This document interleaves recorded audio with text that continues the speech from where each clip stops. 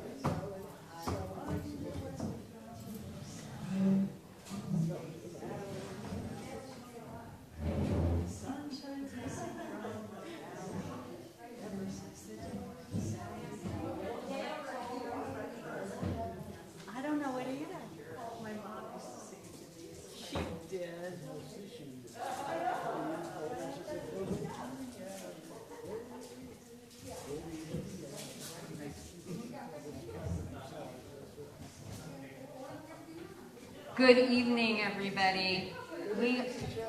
We are happy to have you here tonight. We're really excited how the day has been chunking along, and it seems like everything is flowing. And I think Calvin's presentation is going to lead very nicely into Sally's tonight. So I am very excited to be able to introduce to you Sally Bowden Schaible. And Sally's just been an awesome person to me. Every time I come to STAR, we have great conversations and have really grown to know each other through the years. And I even have a piece of her artwork hanging in one of my back rooms. It's in the bathroom, but it's beautiful. And I bought it at the auction. So I got it at the auction, but I was so tickled to get it, and it looks so beautiful where it is. And it just reminds me of the joy here on the island and the joy that Sally has shared with all of us through the years. I also last year got to go to Sally's Free University, where she talked about what she does, how she handles her practice, and it was enlightening, truly enlightening. And Sally's also a practicing Buddhist, so it's a really different perspective from my perspective, and it's just lovely to the encounters we have had. So if you want to see her bio, you can read it in the book, but I can only tell you really great things and how appreciative I am, and Jennifer and Anita are, that she's going to speak with us tonight. So I will let you start. So take it away. All right.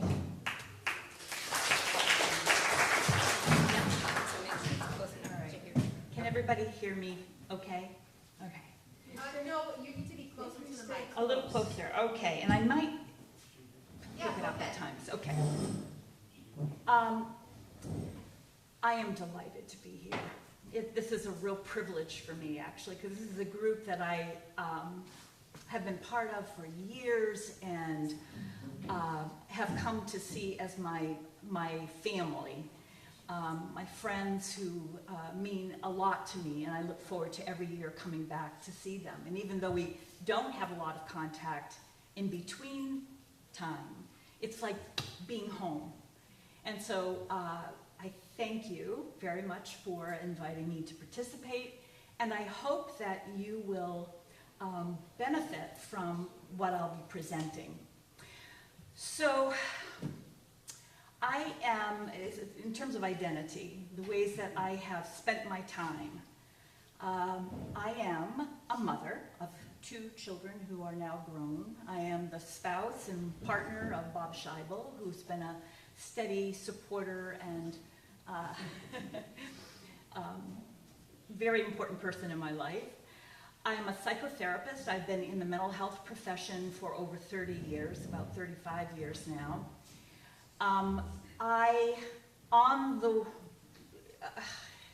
As I was in my private practice, just starting my private practice in 1995, after having worked many years in community mental health, I stumbled upon Buddhism.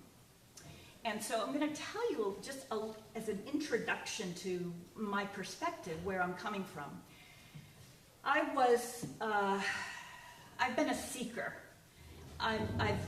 Church was very important to me when I was a young girl, and then along the way, especially when I started providing mental health counseling, I started to really question. I was a late bloomer.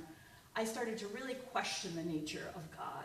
And I thought to myself, if there's a benevolent God up there, that was kind of where my mind was, how could these things be happening? I was working in a community mental health agency just across the bridge from here. And because I was new, the clients that I was assigned were some of the most challenging, most affected by trauma and abuse. And I was not equipped. I did not have the knowledge. But I remember my supervisor said to me, but you have the skill and you've got it, Sally. Just trust yourself. Plus I had a supportive group of people who were, you know, I could walk into their rooms and say, what do you think about this? And they would share with me their experiences. So I came to my psychotherapy practice that way. And then when I started my private practice in 1995, as I was beginning to say, I stumbled upon Buddhism. And I had started to be curious, and a colleague who was working down the street invited me to come to her weekly meditation group.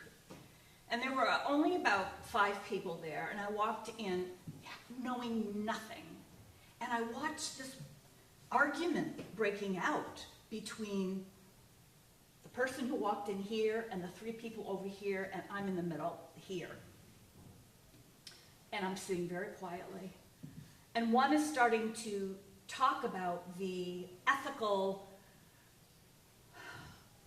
principles of the teacher that these people were following. He was a pretty controversial guy, but considered a master, and they adored him, and they learned a lot from him.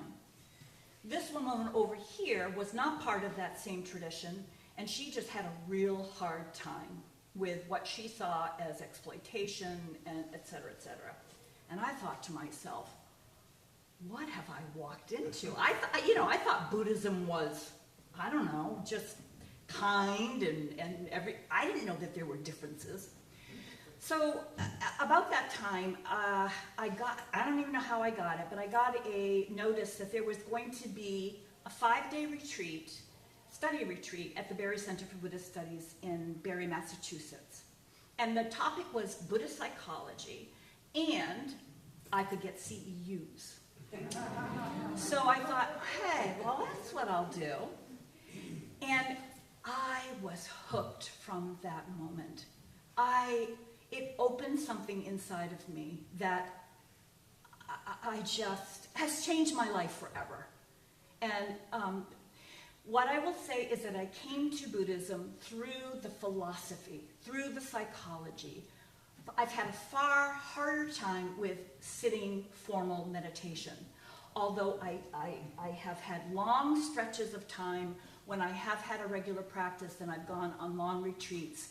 And to the point where I can talk about, describe somewhat some of the experiences that I had, but also experiences that were talked about and that I observed on these retreats. But meditation, I have a bit of ADD, and meditation has always been a bit of a challenge.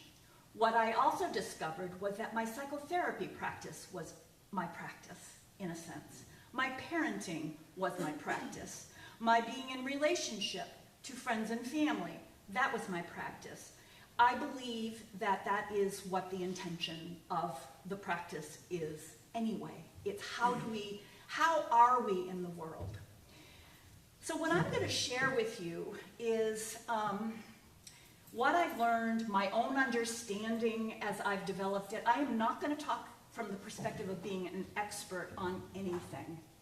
I feel like as a mother, I've had good experience. As a psychotherapist, I've had good experience. I've had great experience, also good experience in the study of Buddhism. I was fortunate to have studied with Andrew Olensky, who is now at Lesley University, but was the executive director and a Pali scholar at the Barry Center for Buddhist Studies for many, many years. And it was shortly after he started that position that I came to Barry. So I feel like I got 12 years of pretty intensive studies. I would go back over and over. Anything that was offered, I would go back.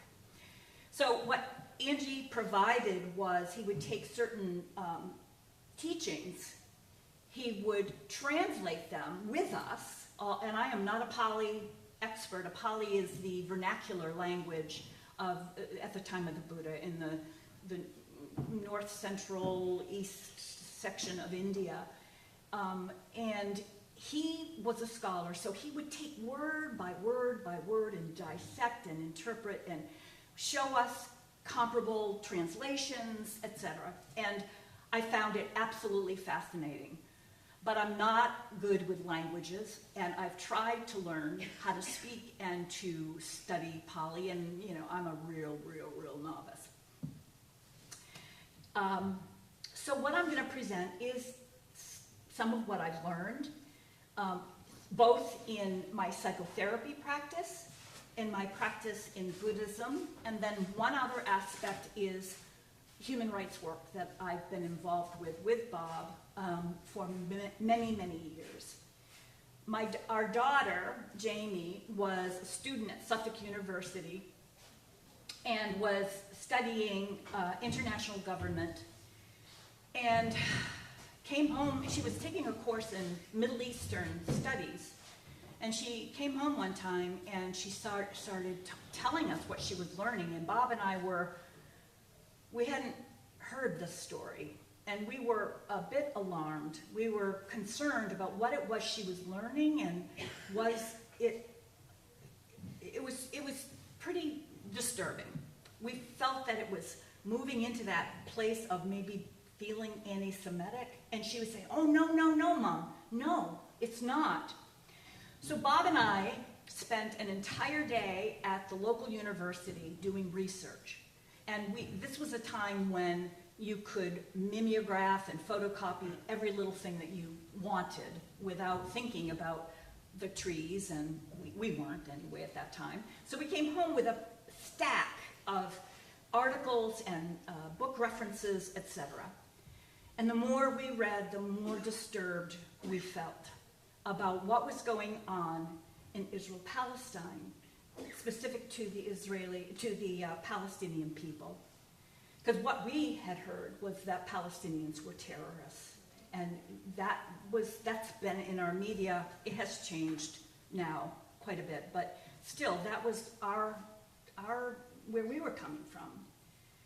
What we discovered was that was a perspective that was a perspective that was, it was not the truth.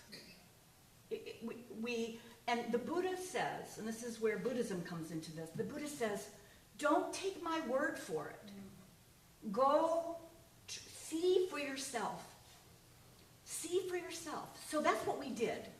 Our daughter was doing an internship in Israel, and she spent her time in East Jerusalem and in the West Bank a lot. So she had developed friends in that greater area. So we went when she was there doing an internship. We walked. The experience, again, was another one of those moments when our lives were changed forever. And Bob and I came home. Bob were you nearing retirement at this point? Yeah.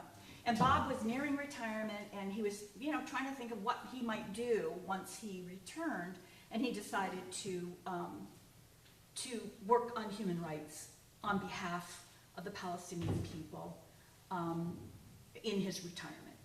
So we're now, once we discovered this and where we are right now, it has been close to 20 years. And I will say it's been one of the most, it's been more difficult than raising my children. And my children, I love them, but you know what it's like when you're raising children. It's very challenging. And we've lost friends, we've had been very stressed, we've been there 5 times, we have deep relationships with people, both Israeli Jews and Palestinian Muslims and Christians. So that's kind of the fullness of my biography, where I'm coming from as I'm presenting this information. I may do a free university later in the week if Abby and Bob and any would like to do this on an organization that or a web, a project that I've been working on, but we'll see about that. So I should start because I'm going to run out of time. So my topic is identity shadow, suffering and the delusion of separateness. One of the things that, well, first of all, let me just show you this picture. We were in Paris at this time on our 25th wedding anniversary. And so this is a picture of Bob with the thinker. And I love this poem, this little tiny poem by Wendell Berry. I think, therefore I think I am. Wendell Berry gets it. What I'm going to try to do is, several people have asked me, well, why delusion rather than illusion when you talk about the delusion of separateness? So I'm going to just provide a very brief definition and why that I choose delusion. I'm not going to, actually, because Calvin has done a great job going over developmental psychology. So I'm just going to talk a little bit about attachment theory, which goes hand in hand with developmental identity formation. I'm going to talk about the Buddhist teachings on self, which might feel like a little bit very cognitive in the way that I'll be presenting it. But I have found that I like to see things. And so visually, the diagrams that I'll show you, which I've adapted from Andy's teachings, I have found to be very helpful. I'm going to talk about something that we have not talked. Well, yes, I think some people have referenced this, but I'm going to talk a little bit about identity politics and beyond.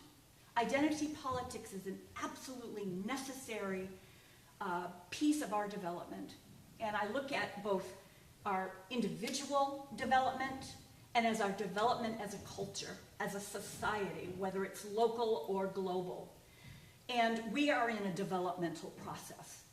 And as Calvin has mentioned, at those points in identity formation, those crises that happen, if we are not able to successfully work through the particular crisis that we're facing, it will continue to make itself present for us.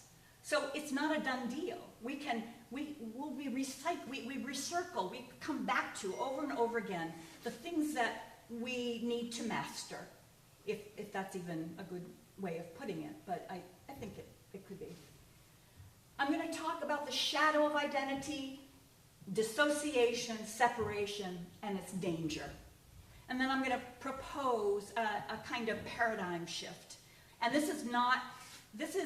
are some new thinkers out there that are publishing right now, and I am a novice when it comes to the study of identity politics, of study of the political philosophies and that sort of social philosophies, those kinds of things. But I'm going to present to you a little bit of what I've stumbled across. And I find it very, very helpful for me as I'm trying to understand how all of this fits together. And in the paradigm for healing, I'm going to talk about how I believe Buddhist teaching, the core Buddhist teachings, I'm not talking about Buddhism as a religion. I'm talking about it from the perspective of ethics, philosophy, and psychology. I have a hard time with organization, and I find that anything that gets caught into an organization framework has the strong possibility of becoming a little too rigid for my liking and a little dogmatic, and you get into the hierarchies, and I don't like that so much. So I haven't found my place exactly within organized Buddhism, although like I said, I have a couple of mentors, Andy being one, and then this woman, Tanisara, who was a Theravadan nun for 12 years. And she has been a big supporter. She's a bodhisattva, which is a person who makes the commitment not to move towards enlightenment until everybody's enlightened. She is a true, beautiful soul in the world and doing very good work, especially as related to the environment. So illusion is a perception of something objectively existing in such a way as to cause misinterpretation of its actual nature. And that's a good example, that little diagram up there. So if we see something and we think it's something, but it's not. So it's an illusion, optical illusion, something that all of us have experienced. You go down the highway and you see that floating, looks like water on the road. That's an optical illusion. Delusion is a belief in something that is not true. It's rigid, oftentimes. It's fixed, oftentimes. And it's not amenable to change in light of conflicting evidence. This is dangerous. And we're seeing this run rampant in our culture today. What is identity? How is identity formed? Why is it important? Because it is important. How can identity cause harm and suffering, and how can it be even dangerous? And how can Buddhist teachings complement other philosophies, educational, political, organizational, religions, wisdom traditions, in providing guidance in our lives as individuals, in community, in business, education, governance, in relation to the planet and other living beings? I think that is incredibly important, especially now. It's always been important, but we're in a crisis. So, and the crisis that we're in is part of the shadow, is an example of the shadow of identity, our human supremacy. We think we are top dog. So very, very quickly, attachment and identity, attachment philosophy came out of observations that John Bowlby did, and this woman named Mary Ainsworth, who came up with a structured study model to explore different types of attachment in mothers, especially she used mothers and their children. And then identity formation, as Calvin this afternoon talked about.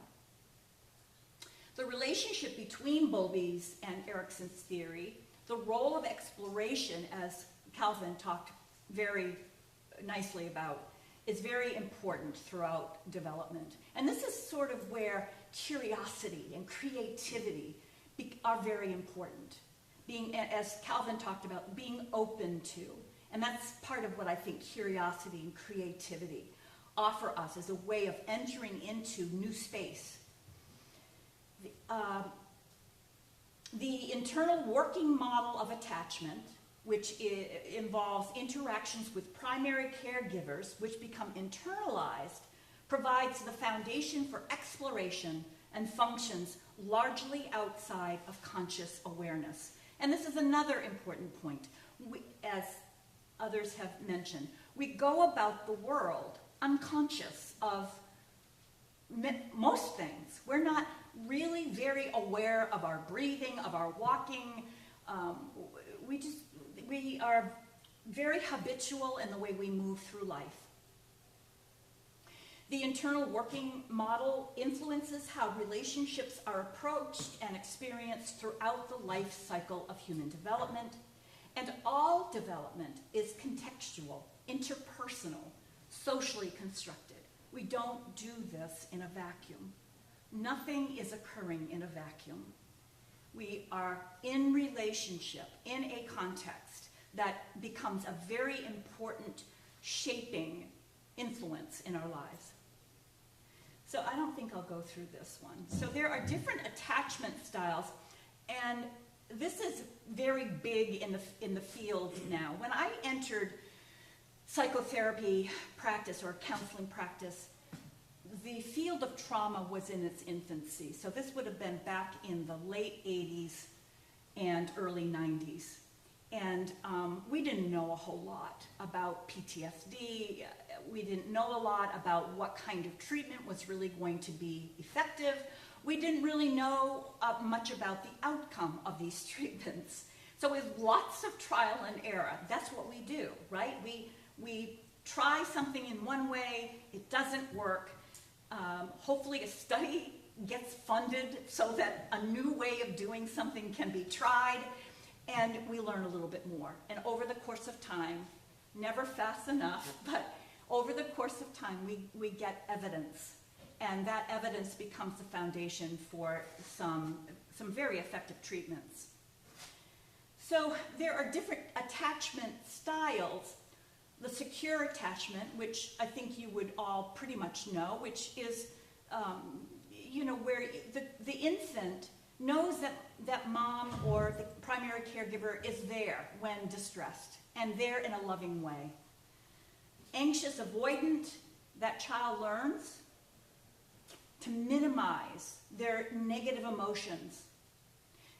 And they don't even know they're doing this. We adapt to what we're experiencing. So these are infants that are learning, it's better if I just don't bug my mom right now. Don't bug my mom. But there's no really cognitive, intellectual analyzing of this. It is just happening.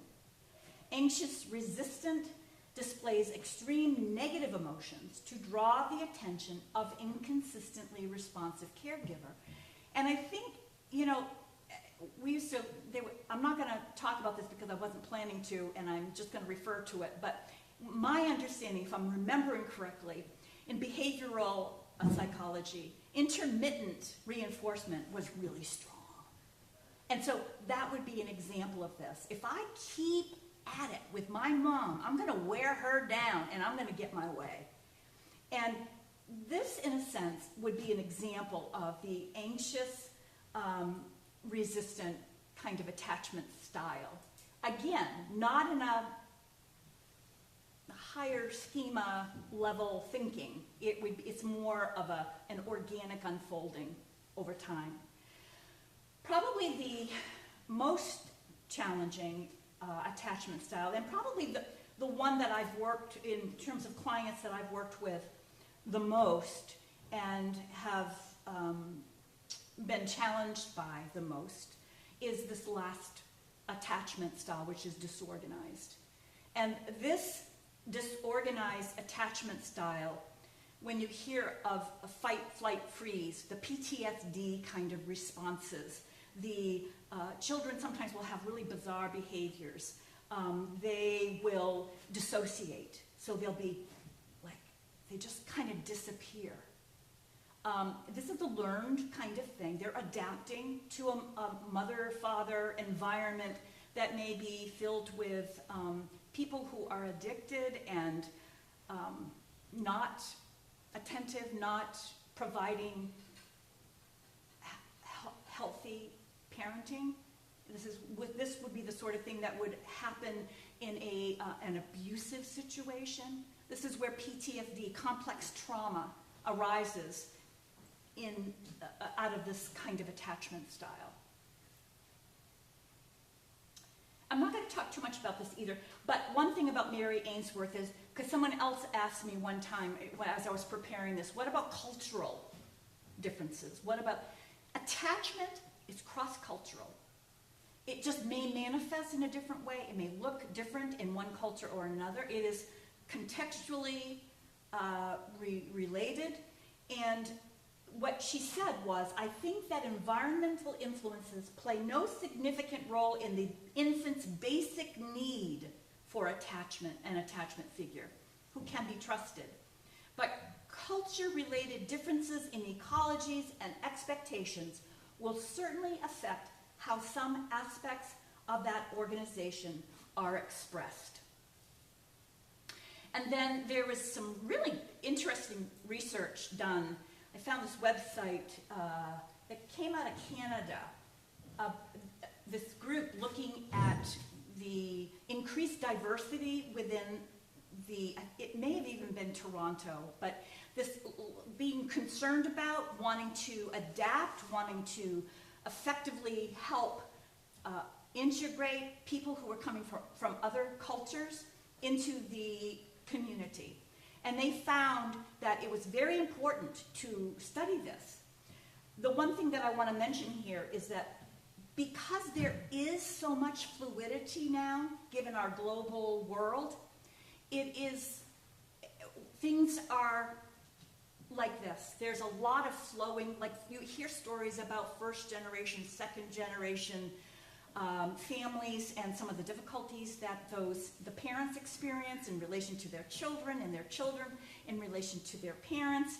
And these children who are walking into a school system where they may not even know the language, and the school system attempting to modify and educate, and it's rough. And I provide supervision to a middle school counseling, middle school counselors in Portland.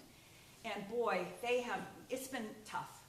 And I think our whole culture is understandably going through this rough time because nobody really knows what's the best way. How do we work with this?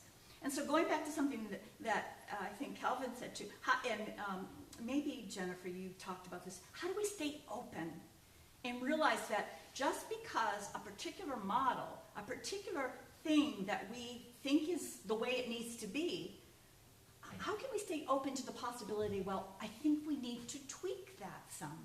That's part of what we do as a developing, moving group of people. That would bring out the best in us, I think. But unfortunately, what happens is people can sometimes say, it is this way, that dogma, that extreme perspective about what is right and what is wrong. So Calvin has already talked about this, the stages of psychosocial development. I just want to say this is, again, that identity formation is co-construction arising through interaction with a culturally situated context and with the significant others who share that context.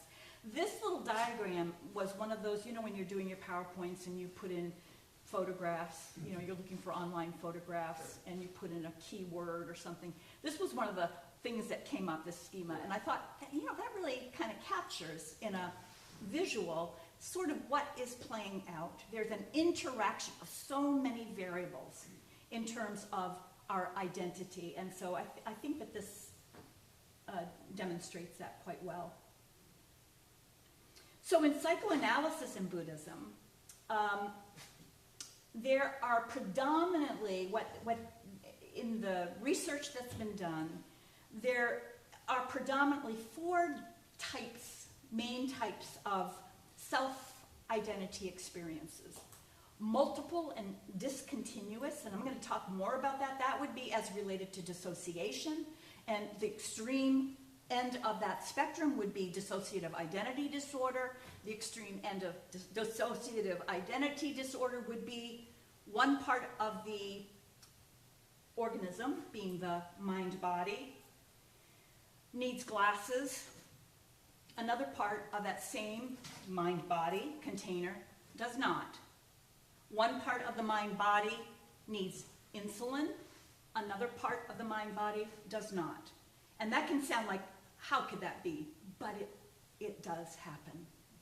And I've worked quite a bit, actually, over the years with persons experiencing dissociative identity disorder. And it is clinically fascinating.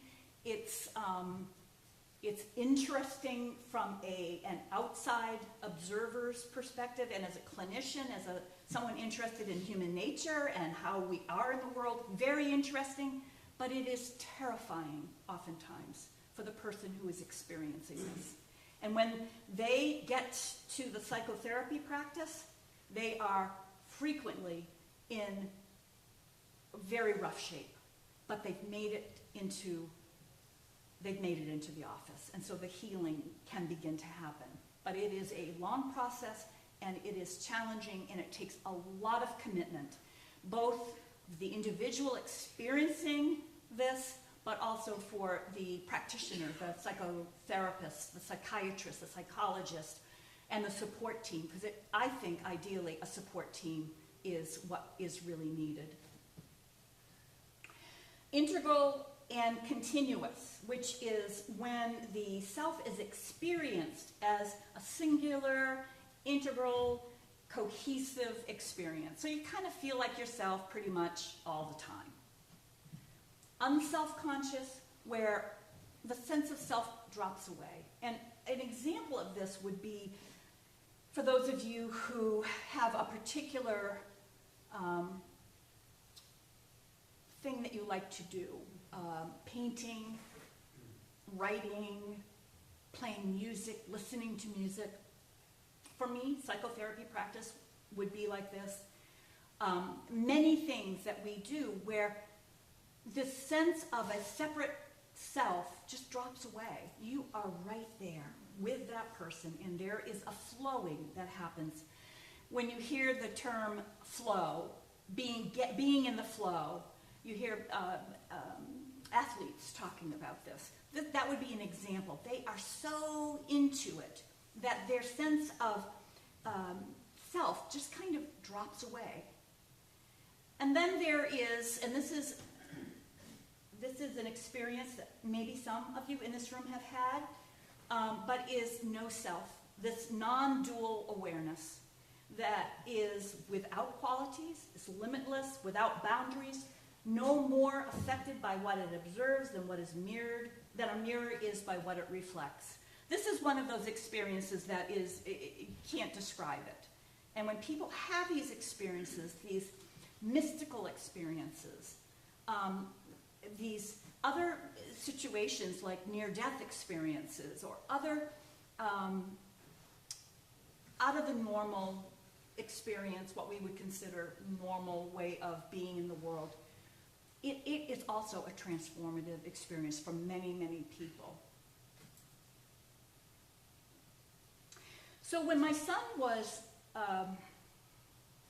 5, 6, he was behaving in some ways that were concerning.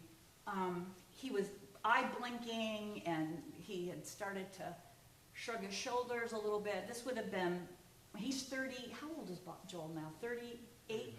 39? Joel was 39. I mean, he is 39. He was 5 or 6. I look like 38. Hmm? You look like 38. And he'd been a very spirited child from the time that he was really little.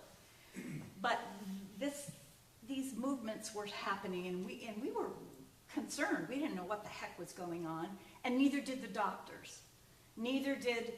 We took him to counseling. We thought I had gotten divorced. I thought, well, maybe it's related to a new situation.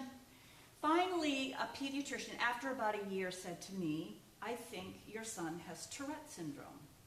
I didn't know what that was, except as we started to learn about it, we realized, yes, we did know what Tourette syndrome was because we had a friend who had Tourette syndrome, who was an adult, an attorney, did very well in his life, but we didn't know. And I remember the psychiatrist that I saw said to me, I don't know anything about this, but I'm willing to learn if you will learn. So this little diagram that I got up here came out of my experience with Joel. Because what I found was how he was perceived affected how he was treated. How he was treated affected then how he behaved in certain ways. And it became like this interacting, this kind of nonlinear kind of dynamic. It was a dynamic unfolding experience. And a person we came across who was very helpful to us was Oliver Sacks, who had a great essay called Witty, Ticky, Ray.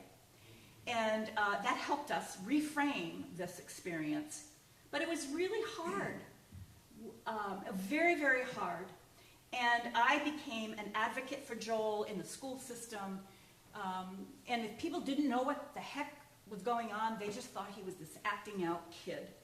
And I am a mama bear, let me tell you. So I would get in that school, and luckily I had a counselor that I could work with in the school system, a principal who was, I really liked a lot and who got Joel.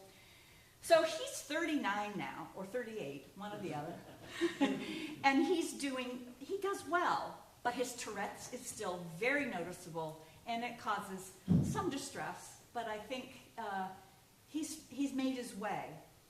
Part of what's helped him is that he's tall, he's good-looking, he's musical, and he's athletic.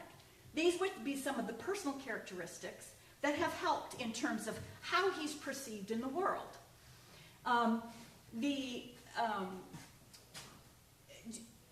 Who was talking about, oh, CJ was talking about epigenetics. This is when I stumbled upon epigenetics. There's this, I don't know if you can see it, but no, you can't.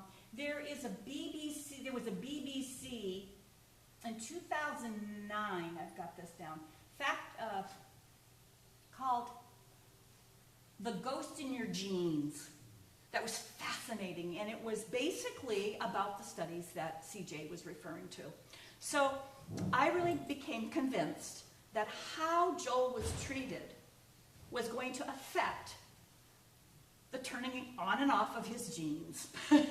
And we, Bob and I, worked very hard together to try to do the best we could to provide him a secure, safe environment, because he did not have that in all ways.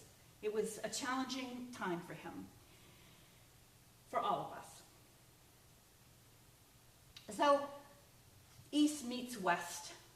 Along the way, as mindfulness practices, as Buddhism was coming to the West, psychology, neuroscience picked up the interest in a very big way.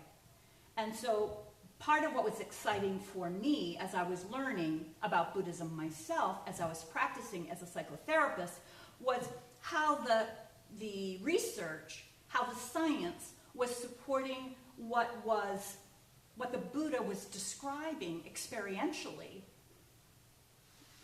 over 2,500 years ago, which blew my mind. And again, see for yourself. Don't take my word for it, the Buddha said. And so I kept trying to find holes, and so commonalities between some of the Eastern traditions, and I'm not an expert at all of Eastern traditions except for this narrow way that I have learned. But these are some of the qualities that I think of as being, I don't think anybody in this room would argue against any of these qualities. These characteristics to be developed, science, psychology, philosophy, religion, education, all aspects of life, I think oftentimes are shaped around these kinds of qualities and encourage these kinds of qualities to be developed in people who are involved in whatever situation we're talking about, whether it's part of a religious organization or an educational, being a teacher, or these are, I think, global, human, positive about being human. These are things that I feel good about in terms of being a human being. So what does Buddhism specifically have to offer? This is from the Berry Center for Buddhist Studies. It's a stupa that is down there. And this is a landscape of the land of Palestine, right here, Israel-Palestine. One of the things that I really like is that the process for understanding Buddhist teachings is to reflect cognitively, conceptually on the teachings. So one of the things that I heard frequently when I started going to the Berry Center for Studies, there were some people there that had been meditating for years and years and years. And they would sit in a class, and I would overhear conversations and sometimes be talking with someone. And I would hear, I've been meditating for years, but I really never knew what I was doing. I just would sit and be quiet, but didn't really understand, didn't have a framework. But Buddhist teachings provide a framework, and I find for myself personally that framework is really important. for me.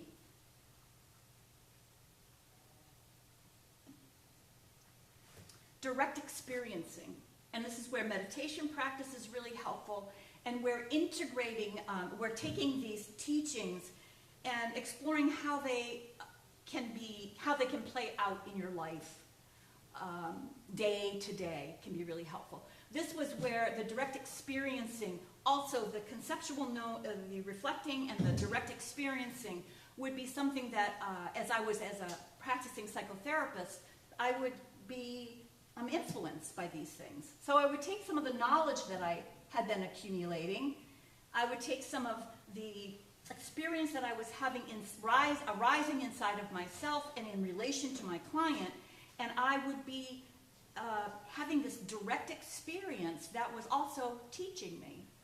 It was a practice. And then, at some point along the way, this all becomes integrated into a deeper knowing.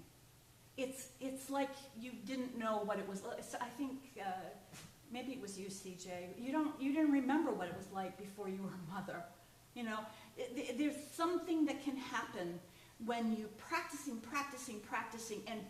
and then there is like this deep knowing. One of my clients who was trying to quit smoking, and I did a lot of work with hypnosis starting in the 90s all the way up through even now. But he would say, as we're working with hypnosis and talking about his addiction, he would say, I am rehearsing being a non-smoker. And I said, yes, that's the way it was. Because it's not if you smoke, you're a failure. You're rehearsing, you're practicing.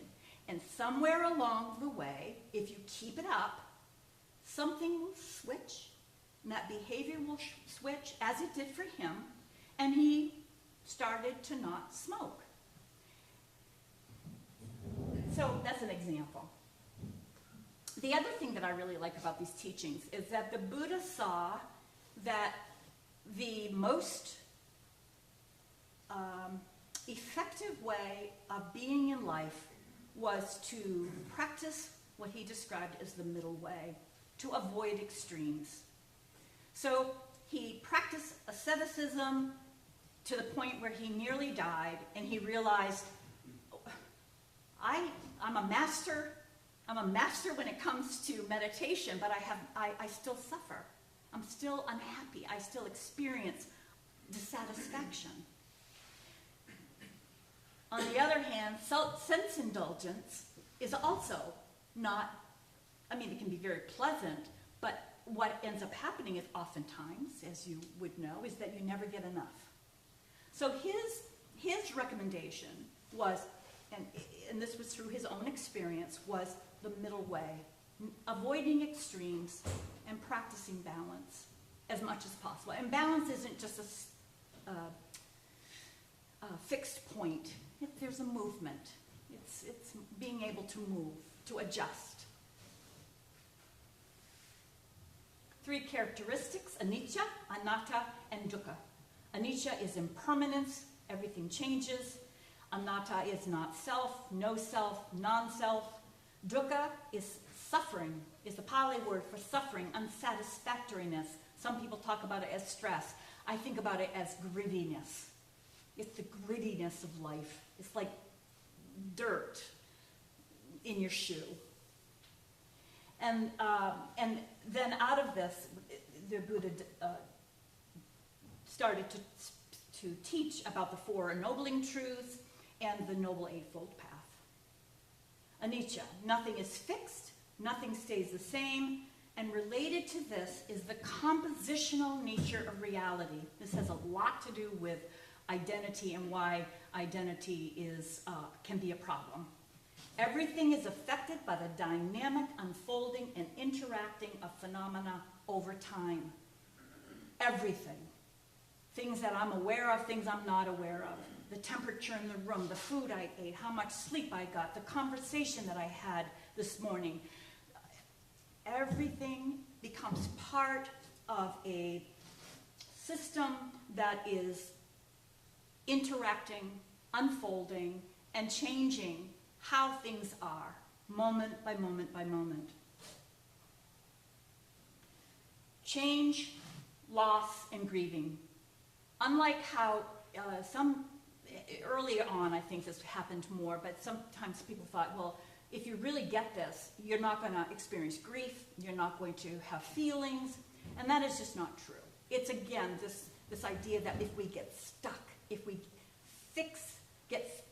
we identify with in a more rigid way, that then we will experience suffering. And the Buddha talks about the second arrow. We can't avoid the inevitabilities of life. Things change. We lose things that are precious to us. We ultimately will die. We get sick. Things change. These are the inevitabilities of life. There's nothing we can do about it for the most part, although we can take care of ourselves and take care of the people around us. But these are inevitabilities. And so the second arrow is what we can do something about. We can learn to move with the energy around through these living truths. And things can be, in some way, not easy, but things can be smoother. The story of Kisagotami was this. The Buddha described, this is a story that comes out of one of the suttas. This young woman has a baby and the baby has died. She goes to the Buddha. She said, I hear you are a wise man, you are a master. Please bring this baby back to life for me. I cannot bear it. And he instructs her to go throughout the town and collect a mustard seed from each house that has not experienced some kind of loss. As she's going along, she starts to realize, I think I know what the Buddha is trying to teach me, because she didn't find any mustard seeds. And she actually, according to the story, becomes enlightened and becomes a follower of the Buddha. And then I love these pictures. These came out of our visit to Paris too, but the kiss, the attachment, this is from Dante's The Gates of Hell, big, what do you call that? Big thing there. It's a big sculpture. What is it called? The Gates of Hell, that's what he Yeah. called it. And then this picture, I think that is amazing, of this old woman. She who was the helmet maker's once beautiful wife. It's very powerful, I think. Anata, the experience of self is only a sense of self, an illusion. Now this is where illusion is appropriate. It's an illusion of a fixed sense identity, self-identity. Experiencing life through the lens of self-view, we are subject to attachments manifested through greed, hatred, and delusion, the three poisons. Greed, hatred, and delusion, or ignorance, or hatred sometimes gets talked about as aversion. Understanding this is fundamental to disentangling ourselves from our attachments and liberating us from the experience of suffering dissatisfaction. I, me, mine, you, they, yours, such a view separates us ultimately from one another. Dukkha, the Four Noble Truths, the truth of suffering. Life is, as I spoke about before, it is in itself, we experience pain in various ways, shape, or form. The origin of suffering, which is the second noble truth, is because we don't want it to be that way. We want what we want, when we want it, how we want it, and we work very hard to try to have life be the way we want it to be. And usually, or oftentimes, we don't even know we're doing this. But when you feel in your body, you're thinking, you're ruminating about something, you're anxious about something, frequently it is related to being not happy with the way things are. And again, there are a lot of conditions that contribute to anxiety, depression, other mental health problems, physical problems, that are not necessarily related to this. I mean, but the way that we relate to those aspects of suffering would be relevant to this particular truth. The cessation of suffering can end, is the third noble truth. We've all experienced this. Have you ever had a moment, it's kind of like that sweet spot, where things just kind of, even just for a moment, just settle, just drop away. Sometimes if you're focusing on the breath, and you follow the breath, and you get to that moment before the next movement, that next inhale, at the bottom of the breath, there can be a sweet spot there.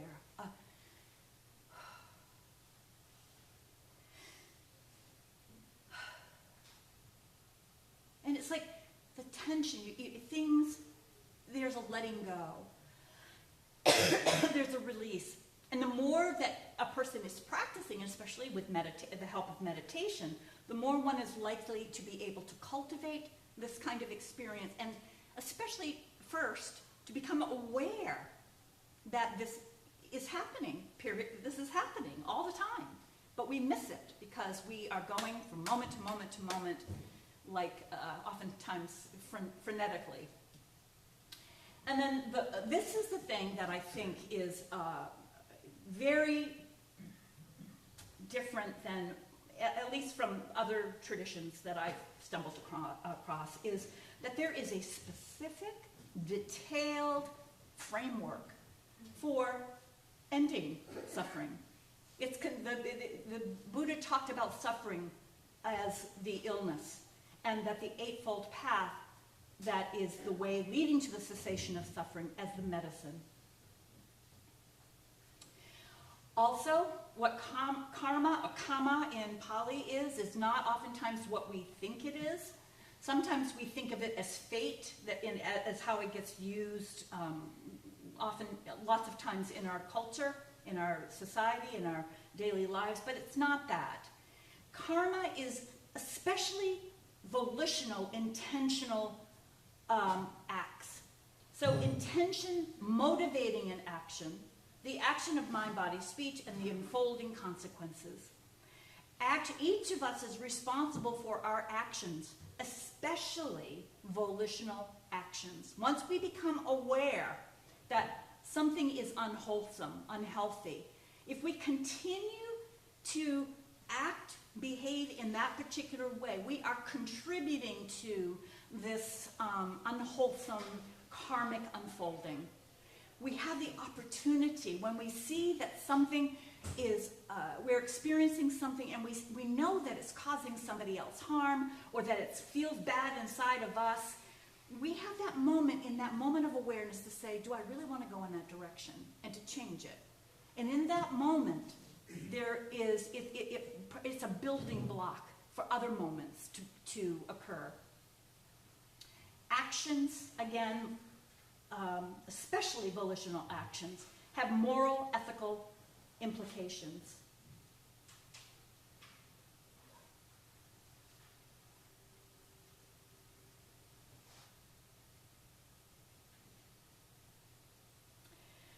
This is an integrated path. This is another thing that I really like.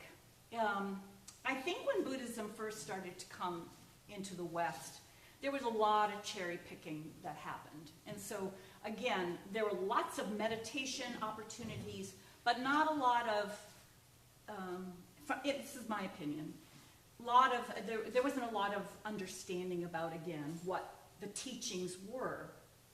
And the integrated path involves three predominantly important pieces, and none of these pieces is as effective as if it's all done in conjunction with one another. Sila, ethical conduct, is considered the pillar, the foundation upon which this path is developed. How I am in my life. In fact, let's see. Yeah, let me just go here. If know I am living a shady life, chances are, unless I'm a real sociopath, chances are I'm feeling kind of queasy inside. I get the unsettledness, feeling guilt, feeling ashamed, those kinds of things. It's hard to settle into meditation, to practice, to see if there's a lot of turmoil. And so one of the things about sila that's important is how we go about doing our lives, practicing our lives. And one of the things, too, about this path is that the Buddha is not saying you do not do this. He is suggesting that you pay attention to aspects of this aggregate of the Eightfold Path, and I'll explain what that is in a minute. But that if you're paying attention to how you're living your life, then over the course of time, you're going to be able to sit on that cushion or be in your life with more ease, with less karmic negative stuff that you're bringing along with you that is the result of your actions that have preceded you. We don't always know what the outcome's going to be. We don't know what the outcome's going to be. Sometimes an action we'll see immediately. Sometimes with an action we won't see it at all in our lifetime. But it may be affecting something down the line. And this is where also the epigenetics is really fascinating too. Because everything is dynamically unfolding. And so in some ways, I had this client one time say, oh, this mindfulness stuff is exhausting. Because the more aware you become, the more it really calls upon responsibility, accountability. Again, not hopefully practicing being aware and not judging what you're becoming aware of, practicing not judging, but it's different. It's being discerning without being judgmental, so that you are experiencing what it feels like in the body, in the mind, with the people around you.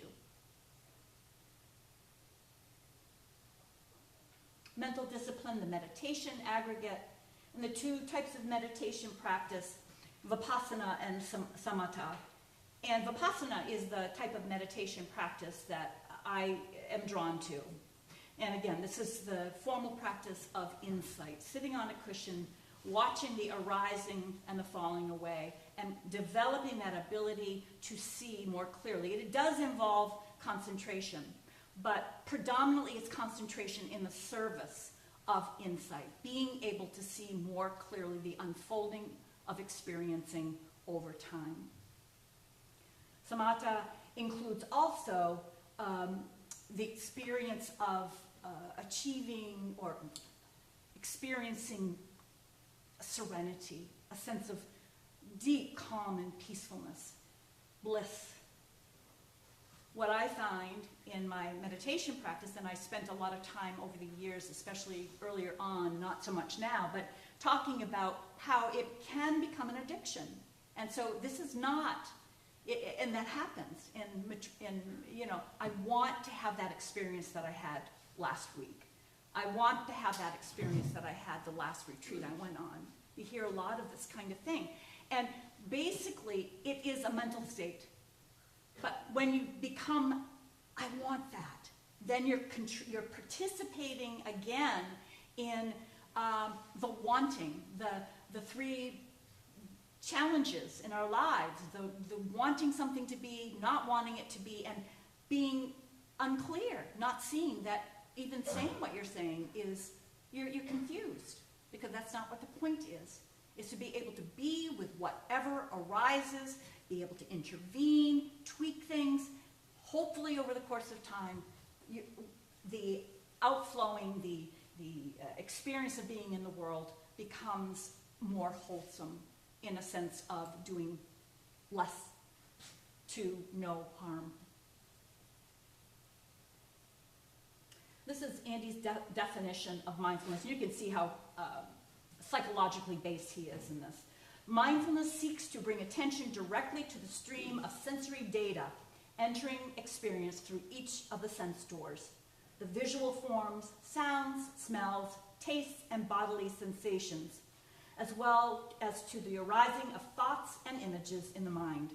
In doing so, it steers attention away from the many upper-level schemas, narratives, beliefs, and other conceptual maps we normally use to guide our way through a day's experience. This is a little diagram of my effort to describe in a visual way kind of what can happen. So the more focused, so the red little arrows are indicating the attempt, this is effort, to attempt to restrain, to lessen unhealthy or unwholesome factors that are arising. Greed, hatred, impatience, judgment, all those kinds of things. The blue arrows, cultivating healthy factors, wholesome factors. So generosity, patience, equanimity, kindness, those kinds of things. And then the yellow arrows sustain healthy factors. So it takes effort, not too much, not too little. Again, kind of just adjusting as one is going through the experiencing of this. Right mindfulness is observing mind, not attached. It's receptive, non-judging awareness, and right concentration is a sustained one-pointed focus. So an aspect of developing wisdom, panya, is that our view, our understanding, influences, affects our intention, but our view influences what we know and how it is we recognize what we notice, perception and feeling tone. I'll go through this a little more specifically. Our perception and feeling tone influence the formations of thoughts, inclinations, which very quickly unfold into a stringing together of other thoughts and associations, which then unfold into a story that we begin to spin about our experience. The stories we spin, the narrative we spin, influences the view we have of our experience and influence our actions, thoughts, feelings, behaviors. It's samsara. It's the cycle of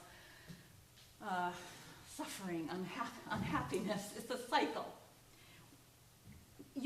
We can, at any point in the along the way, though, if we recognize what's happening, we can, turn our attention away from it and begin again. That's one of the things that I like about this too. It's a model of hope. Quickly, I'll do this. The near enemy of mindfulness, I think, is depersonalization. I realized that I grew up not having a problem of this observing part of self, and not even I'm not even using right language for this, but it's that observing, knowing the world part of mind. I grew up with a heavy one of those. And I think I was in a depersonalized state, which is feeling separate from my body for much of my adolescence, actually. And when I realized that that's what this is. Mindfulness practice helped me bring my attention into my body. I was very detached from my body. So going down into my body, grounding. This is the stuff that we talk about with our clients who have PTSD, have flashbacks, are dissociating, having difficulties. Is how do we get them to be grounded, centered, feet on the floor? And it's not quite so simple as that, but that is an example. The near enemy of concentration is dissociation. So it's detachment. Detachment from emotional, physical experience, detachment from reality, and I talked about dissociation earlier, when there's fragmentation. There's pathological dissociation, the fragmentation of ordinary integrated mental processes, there's a spectrum of dissociation that was described really in a very interesting way by this psychologist in her dissertation, Linda Edges I think she was from the UK, in which she says, when you're going down the road and you miss your turnoff because you're in a zone doing something else in your mind, but you're on the road driving and you don't even know how you got from here to there, that would be an example of a typical kind of dissociative experience. Being being in awe of nature, having this incredible sense of sort of just, it's a dissociative experience, but it's not pathological. It's something that probably most of us in this room have had at one time or another. And then I've got a client who has taught me a lot in terms of dissociation and the other aspects of dissociation, including being able to leave her body and travel, to move, go from one space into another space. There's a directed and a purposeful kind of dissociation that people can actually do experience, and I find it fascinating. I don't know much about. I personally haven't had those experiences, but you don't have to look too far. You can look in the American Psychology Association has a book on abnormal psychological experiences, and some of the stuff is talked about in there. Selfing, what we experience as a self, is only a sense of self, which is influenced by and emerges from the dynamic unfolding of conditions over time. The sense of self is a verb, selfing, rather than a noun, self. The experience that we have of self results from clinging to and identifying with 5 aggregates. These 5 components: material form, rupa; feeling or feeling tone, vedana; perception, sanya; mental formations, sankhara; and consciousness, vijnana. These co-arise in a moment of awareness. These are co-arising. So this is a quote from Access to Insight. I found this. If Buddhism denies a permanent self, how does it perceive identity? What we conventionally call a person can be understood in terms of 5 aggregates, the sum of which must not be taken for a permanent entity, since beings are nothing but an amalgam of ever-changing phenomena. Without a thorough understanding of the 5 aggregates, we cannot grasp the liberation process at work within the individual, who is, after all, simply an amalgam of the 5 aggregates. The aggregates co-arise in every moment of experiencing and change from moment to moment. And again, I think you can look in science and see how the science is supporting this. There's a lot of space all the way down. There's a lot of space when you go all the way down. There's a lot of space when you go all the way up. There's a lot of space. When experiencing the impermanent, ever-changing nature of phenomena through the delusion of a fixed core identity or self, we believe it's possible to determine a specific outcome, and we suffer when we're unable to do so. So here's another diagram. I'm going to come over here. Okay, I'm going to use my cup here. So I've seen this before. It's part of my memory. I've seen this before. I have an experience with it. Let's say I had an experience with this cup that was, it had acid in it, and I had a really bad experience with it. When I see this cup, that memory of that experience is there. So I may have this feeling tone, my eye organ, see, the organ of perception, the object of perception, and the feeling tone, pleasant, unpleasant, or neutral. So in this case that I'm describing, it would be unpleasant, something's happening. And in perception, a recognition, I recognize this. Those things are co-arising along with these mental formations, which are, they have a little bit of an energy there. The consciousness, mental formation, all of this together, there's an energy that it's moving, and we are moving into the next moment. And so depending on what we do in that moment of awareness, as these things come together, our thought, speech, bodily action is affected. If I go, I'm experiencing aversion. And if I really get into it, I can start to spin stories, which then create more suffering. Oh my God, why did I do that? Who gave that to me? I hope that person gets some of this too. I mean, you can just imagine the situation as it unfolds. And then that's contributing back to, that will feed into a condition that will arise and affect what unfolds in the next experience. So this is part of the dynamic unfolding of phenomena.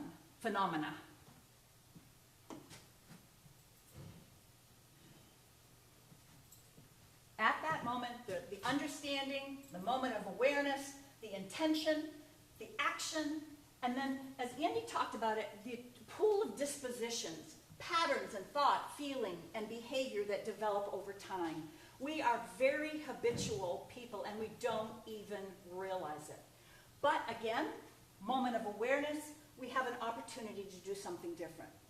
If I tend to get really angry, and I'm noticing the sensation in my body, and I've been practicing, I'm seeing it, I see it, I have an opportunity in that seeing to do it differently, to breathe instead. That becomes a condition, one of the conditions that will influence the unfolding over time. Over the course of time, more and more and more wholesome variables, factors, are developed so that our patterns can change. We can uproot those unwholesome, unhealthy ways of being in the world. I use this with clients sometimes. I find it to be, you don't find the term hope in the Buddhist literature that I'm aware of, but I find this a hopeful model, and it offers a client who is visual like I am and who's interested in these concepts a framework. Like, okay, I can get that. And then this is a kind of mindfulness guide. Thoughts, body sensations, bodily actions, speech. And this I came across years and years ago. It's pretty well known. One evening, an old Cherokee told his grandson about a battle that goes on inside people. He said, "My son, the battle is between two wolves inside all of us. One is evil. It is anger, envy, jealousy, sorrow, regret, greed, arrogance, and so on. The other is good. It is joy, peace, love, hope, generosity, and so on." The grandson thought about it for a minute and then asked his grandfather, "Which wolf wins?" The old Cherokee simply replied, "The one you feed." Who I think I am, who you think I am, identity politics. And I'm going to just quickly go, I have to go quickly through this. What we don't realize, so James Baldwin said, "Not everything that is faced can be changed, but nothing can be changed until it's faced." So like I said earlier, what we're going through right now is understandable. This is part of a developmental unfolding that I think if the climate, if the earth lasts long enough, we may benefit from. But I don't know. But do we really know who we are? Do we really know the variables that are affecting us? and our thinking and our behaviors, there is so much, and I'm not going to go over this because you know this. There is information being collected every single day in terms of where we click onto the internet.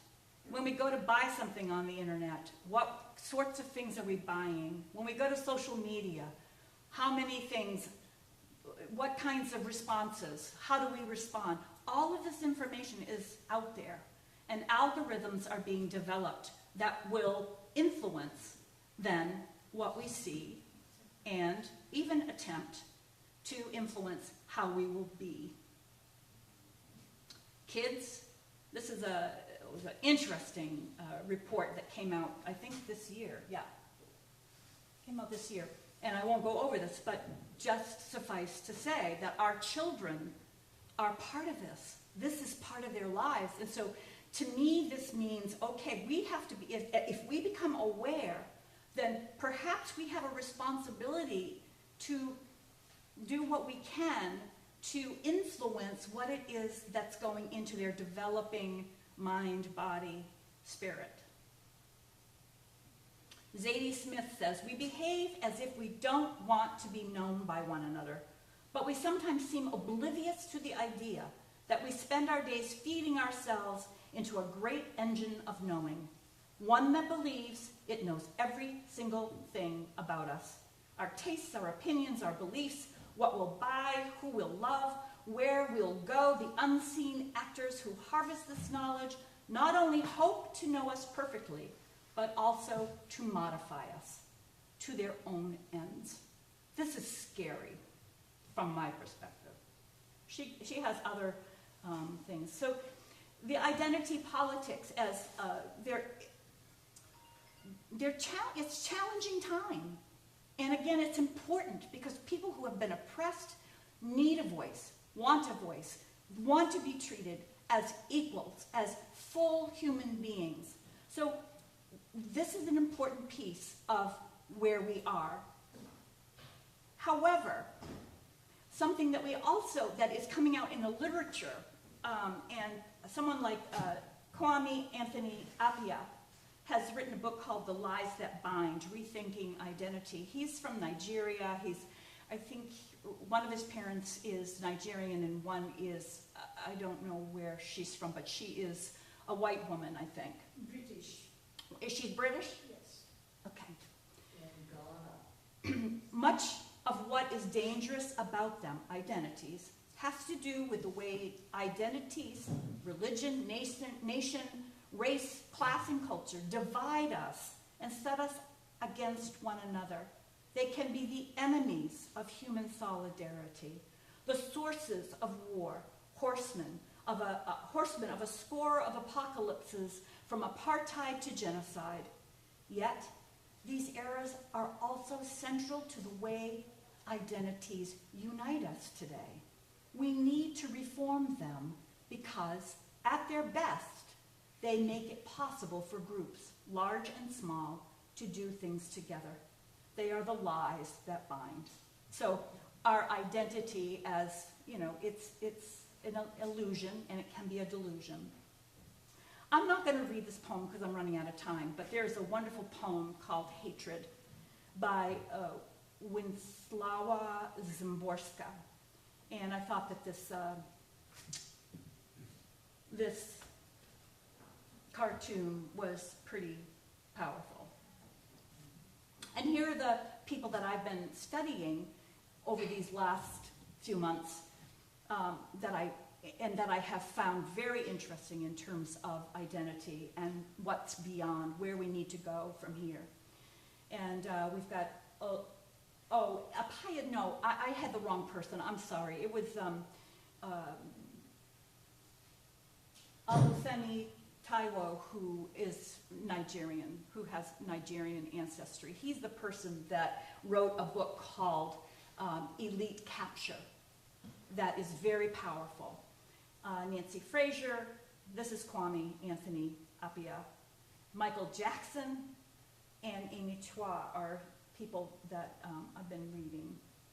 So the shadow of identity, dissociation and separation, and this division is within and between our oneself, families, communities, local and global, different cultures, educational systems, and on and on. It's part of us. Humans are tribal. We need to belong to groups. We crave bonds and attachments, which is why we love clubs, teams, fraternities, family. Almost no one's a hermit. Even monks and friars belong to orders. But the tribal instinct is not just an instinct to belong. It is also an instinct to exclude. And I really find this powerful. And then the working class humans began to turn on each other instead of the ruling class who were responsible for their suffering. So the policy decisions, where are they coming from? You know? I'm going to skip over some of this, But Taiwo is suggesting that we move from identity deference politic model to constructive politics. So what he says, he's an academic and he's an activist, and he said oftentimes what he has found is that in the classroom, in their, let's say, a committee meeting, there's more talk about process than there is actually about the project, getting something done. And he said, I find this to be distressing and very, something that we need to recognize and we need to do something different about. And so he's shifting, he wants to shift the focus from process to practical goals and outcome. I would say both. I think we need process, but we also need the goals. Share information and knowledge instead of, you know, one person's competing for a grant against another department or another agency or another organization. Redistribute social resources and power involves joining together in forces, collectively, collaboratively, and begin to think globally, constructing in a global way.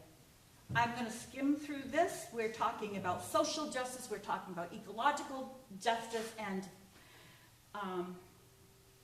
we've got to get our acts together, folks, because we've got climate crisis that we're in. And if you want to see these slides more, we can't bypass. We've got to do our work. We can't just make it happen. We have to make a commitment to do the work and to do it together. Okay, I'm really running out of time. Thank you. Thank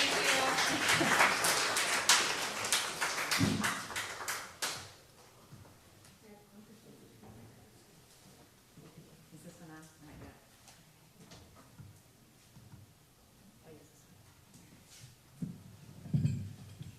All right, you guys, the candles are out on the porch for candlelight. Thank you so much, You're Sally. so welcome. And I wish we could have heard the whole thing, I but know. we'll figure out a way to make sure people can get the slides. Yeah, So thank you so much. There may be a way, perhaps, for me to show you the rest later.